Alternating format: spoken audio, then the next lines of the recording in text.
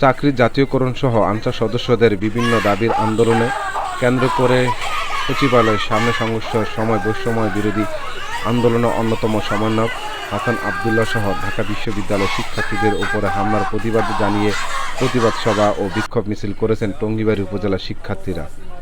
টঙ্গীবাড়ি উপজেলা পরিষদের মাঠ থেকে প্রতিবাদ সভা করেন শিক্ষার্থীরা। পরে হামলাকারীদের দ্রুত বিচারের দাবি জানিয়ে মিছিল করেন শিক্ষার্থীরা। এই সময় তারা বলেন, যারা এই হামলার সাথে জড়িত রয়েছেন তাদেরকে দ্রুত গ্রেপ্তার করে আইনের আওতায় আনার জন্য বলেন। এই সময় ছাত্রদের উদ্দেশ্যে বলেন, কঠিন এই সময় যেন সবসময় তারা দেশ ও জাতির কল্যাণে কাজ করে সেই বিষয় কিন্তু রয়েছে। এই সময় ছাত্ররা বলেন, ফয়সাল, আপনারা ইতিমধ্যেই জানেন আমরা এখানে কি জন্যে বা কি উদ্দেশ্য নিয়ে আমরা এখানে উপস্থিত।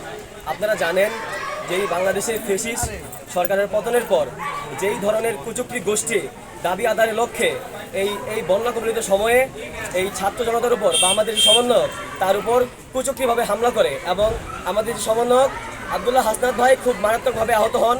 তিনি বর্তমানে হসপিটালে চিকিৎসারত অবস্থায় আছেন।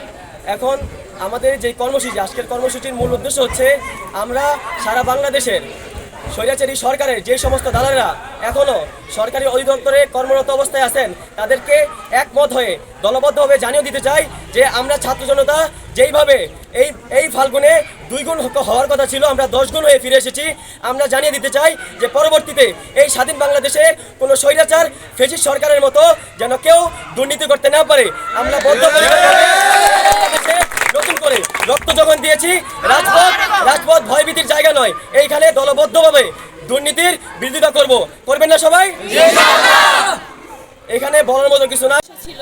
তো 4 তারিখ পর্যন্ত আন্দোলন হয়, শেষমেশ আগস্টের 5 তারিখে আমাদের দেশ স্বাধীন হয়, নতুন বাংলাদেশ তৈরি হয়। তো এখন আমাদের ছাত্রদের হাতে এখন অনেক দায়িত্ব এসেছে। আমাদের এখন উচিত হবে, আমরা যেহেতু টঙ্গীবাড়ি উপজেলার সবাই আছি, আমাদের এখন উচিত হবে আমাদের যে স্থানীয় পর্যায়ে নিজের এলাকা মানে গ্রাম ভিত্তিক একেবারে ক্ষুদ্র পর্যায়গুলোতে যে ছোট ছোট সমস্যাগুলো হবে বা আমাদের চোখে যদি পড়ে এখানে অন্যায় হচ্ছে, তো তখনই